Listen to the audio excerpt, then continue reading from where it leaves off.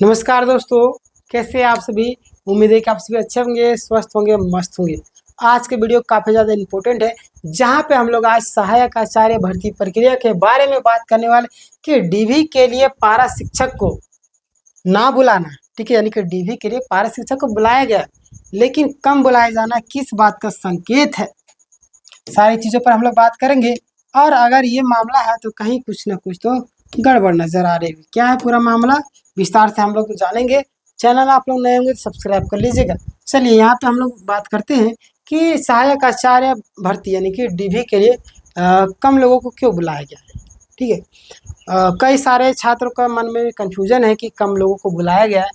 लगातार कमेंट के माध्यम से और किसी अन्य माध्यम से लगातार पूछ रहे थे। ठीक है, तो मैं आपको क्लियर कर देना चाहता हूँ कि हो सके तो जीएसएससी जो है, जैसे क्या होता है, जिसका जिसका अधिक नंबर होता है उस हिसाब से बुला लेती है। ठीक है, तो हो सके जीएसएससी को कई सारे छात्र बोलते हैं कि सबका अलग अलग होना चाहिए, गैर पारा का अलग, पारा का अलग, लेकिन यहाँ पे मिक्स करके बुलाया गया है। ठीक है, अब देखिए यहाँ पे डीवी के लिए जो है गैर पारा को अधिक बुलाया गया।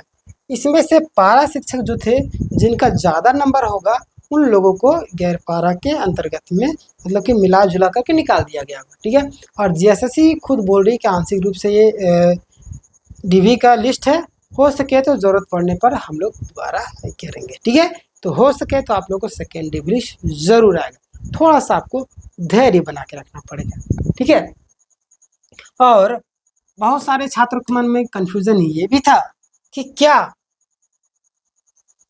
जो रिजेक्टेड छात्र हैं उनके बारे में कुछ सोचा जा रहा है या नहीं। ठीक है, यानी कि रिजेक्टेड जो छात्र थे उनके बारे में कुछ सोचा जा रहा है नहीं। तो अगर रिजेक्टेड जो जेटेड के छात्र हैं वो, अगर मैं आपको बोलूँ कानूनी रूप से, तो आप ऑलरेडी रिजेक्टेड है। ठीक है, क्योंकि आपको शुरू में फॉर्म फिलअप का डेट दिया गया था, बाद में जो फॉर्म फिलअप का डेट दिया गया था वो सीटेट को दिया गया था। आपने फॉर्म फिलअप किया और आप सीटेट के हिसाब से फॉर्म फिलअप किया था। ठीक है, एक तरीके से मैं बोलूँ तो, और सरकार भी मान रही, इसी तरीके से जीएसएससी मान रही, कोर्ट भी मान रही। ठीक है, आपके जो अध्यक्ष है परिमल जी, जो लीडर है, वो समझा नहीं पाया अच्छे तरीके से कि जेटेट को नहीं निकालना चाहिए। कहीं ना कहीं उनकी भी मिस्टेक है, जिनके कारण आपको आज ये भुगतना पड़ रहा है। ठीक है, तो कोर्ट मान चुकी है कि आप लोग जो है सीटेट के साथ में फॉर्म को फिलअप किया था, यानी कि आप लोग एक्टिव पर्सन नहीं है। ठीक है, लेकिन बहुत सारे छात्रों का कहना है कि शुरू में जो 5% का आरक्षण नहीं दिया गया था, जब बाद में खोला गया तो 5% का आरक्षण दे करके खोला गया था। तो जो शुरू में फॉर्म फिलअप नहीं कर पाए वो बाद में फिलअप किए। क्या, जो शुरू में फॉर्म फिलअप नहीं कर पाए वो बाद में फॉर्म को फिलअप किए। ठीक है, तो ऐसे में हमारे क्या गलती, ये भी बात सही है। तो इस चीज़ को लेकर के आपको आगे जाना चाहिए। ठीक है, अब कहाँ जाना है, क्या करना है, आप खुद समझदार, आप शिक्षक बनने वाले, दूसरों को समझाइएगा। और आपको समझाने की ज़रूरत पड़ी ऐसा हो नहीं चाहिए। ठीक है, चलिए मैंने आपको क्लियर रूप से कर दिया कि आपको क्या करना है क्या नहीं। तो मैं आपको बता देना चाहता हूँ कि यहाँ पे हमारे वीडियो बनाने ना बनाने, ना आपको कमेंट करने, ना किसी चीज़ से कोई फर्क नहीं पड़े। अगर आपके अधिकार का हनन हुआ है तो जाहिर सी बात आपको न्याय मांगने के लिए न्याय का दरवाज़ा खटखटाना पड़ेगा। ठीक है, अब खटखटाने के लिए क्या करना होगा, ये सारी चीज़ें आपको खुद से एनालिसिस करना होगा। ठीक है, चलिए, और ऑलरेडी जो सेलेक्टेड कैंडिडेट है वो तो नहीं चाहेंगे कि और ज़्यादा कंपटीशन हो, हमारा कंपटीशन कम हो और हमारा सिलेक्शन हो जाए। ठीक है, और जीएसएससी भी इसी हिसाब से की है, 5000 सीट में 2734 लोगों को बुलाई है। तो किस हिसाब से एनालिसिस की है, किस हिसाब से नॉर्मलाइजेशन की है, कोई व्यक्ति समझ नहीं पा रहा। कई सारे छात्रों को कहना है कि 30 से 40 नंबर का डिफरेंस आ रहा है, तो इस हिसाब से नॉर्मलाइजेशन होता है क्या।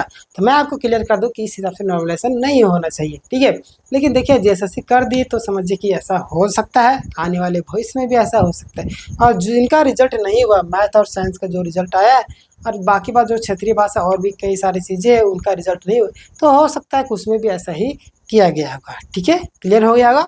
तो ये सारी चीज़ें हैं, और आपके मन में कुछ सवाल है तो आप लोग जरूर पूछेगा। और गैर पारा दोनों को थोड़ा सा नुकसान तो हुआ है, लेकिन क्या कर सकते हैं। ठीक है, विश्वास रखना पड़ेगा, कहीं ना कहीं सेकेंड डिवी लिस्ट आएगा। जिन लोगों का नहीं हुआ उनका होने की संभावना ज़्यादा है।